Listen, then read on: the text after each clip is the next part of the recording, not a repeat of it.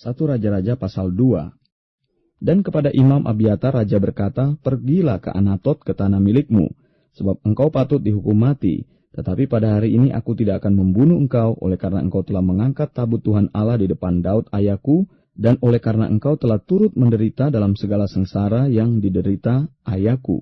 Lalu Salomo memecat Abiatar dari jabatannya sebagai imam Tuhan. Dengan demikian Salomo memenuhi firman Tuhan yang telah dikatakannya di Silo mengenai keluarga Eli. Ketika kabar itu sampai kepada Yoab, memang Yoab telah memihak kepada Adonia, sekalipun ia tidak memihak kepada Absalom, maka larilah Yoab ke kemah Tuhan, lalu memegang tanduk-tanduk mesbah.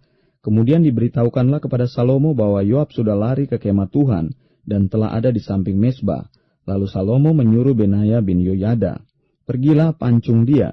Benaya masuk ke dalam kemah Tuhan serta berkata kepadanya, "Beginilah kata raja, keluarlah." Jawabnya, "Tidak, sebab disinilah aku mau mati." Lalu Benaya menyampaikan jawab itu kepada raja, katanya, "Beginilah kata Yoab dan beginilah jawabnya kepadaku." Kata raja kepadanya, "Perbuatlah seperti yang dikatakannya, pancunglah dia dan kuburkanlah dia. Dengan demikian engkau menjauhkan daripadaku dan daripada kaumku noda darah yang ditumpahkan Yoab dengan tidak beralasan. Dan Tuhan akan menanggungkan darahnya kepadanya sendiri, karena ia telah membunuh 2 orang yang lebih benar dan lebih baik daripadanya. Ia membunuh mereka dengan pedang, dengan tidak diketahui ayahku Daud, yaitu Abner bin Ner, panglima Israel, dan Amasa bin Yeter, panglima Yehuda. Demikianlah darah mereka akan ditanggungkan kepada Yoab dan keturunannya untuk selama-lamanya. Tetapi Daud dan keturunannya dan keluarganya dan tahtanya akan mendapat selamat daripada Tuhan sampai selama-lamanya."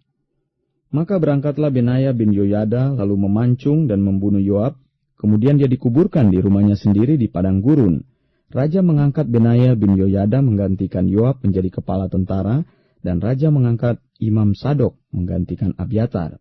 Kemudian raja menyuruh memanggil Simei dan berkata kepadanya, "Dirikanlah bagimu sebuah rumah di Yerusalem. Diamlah di sana dan janganlah keluar dari sana kemana-mana pun. Sebab ketahuilah sungguh-sungguh bahwa pada waktu engkau keluar dan menyeberangi sungai Kidron, pastilah engkau mati dibunuh dan darahmu akan ditanggungkan kepadamu sendiri." Lalu berkatalah Simei kepada raja, "Baiklah demikian. Seperti yang tuanku raja katakan, demikianlah akan dilakukan hambamu ini." Lalu Simei diam di Yerusalem beberapa waktu lamanya. Dan sesudah lewat 3 tahun terjadilah bahwa 2 orang hamba Simei lari kepada Akis bin Maaka, raja Gad. Lalu diberitahukan kepada Simei, "Ketahuilah kedua orang hambamu itu ada di Gad." Maka berkemaslah Simei di pelanainya, keledainya, dan pergilah ia ke Gad kepada Akis untuk mencari hambanya itu. Lalu Simei pulang dan membawa mereka dari Gad. Ketika diberitahukan kepada Salomo bahwa tadinya Simei pergi dari Yerusalem ke Gad dan sekarang sudah pulang, maka raja menyuruh memanggil Simei dan berkata kepadanya, "Bukankah aku telah menyuruh engkau bersumpah demi Tuhan dan telah memperingatkan engkau begini? Ketahuilah sungguh-sungguh bahwa pada waktu engkau keluar dan pergi kemana-mana pun, pastilah engkau mati dibunuh." Dan engkau telah menjawab, "Baiklah demikian, aku akan mentaatinya." Mengapa engkau tidak menepati sumpah demi Tuhan itu dan juga perintah yang kuperintahkan kepadamu? Kemudian kata raja kepada Simei, "Engkau sendiri tahu dalam hatimu segala kejahatan yang kau perbuat kepada Daud ayahku. Maka Tuhan telah menanggungkan kejahatanmu itu kepadamu sendiri. Tetapi diberkatilah kiranya Raja Salomo dan kokohlah tahta Daud di hadapan Tuhan sampai selama-lamanya." Raja memberi perintah kepada Benaya bin Yoyada, lalu keluarlah Benaya, dipancungnya Simei sehingga mati. Demikianlah kerajaan itu kokoh di tangan Salomo.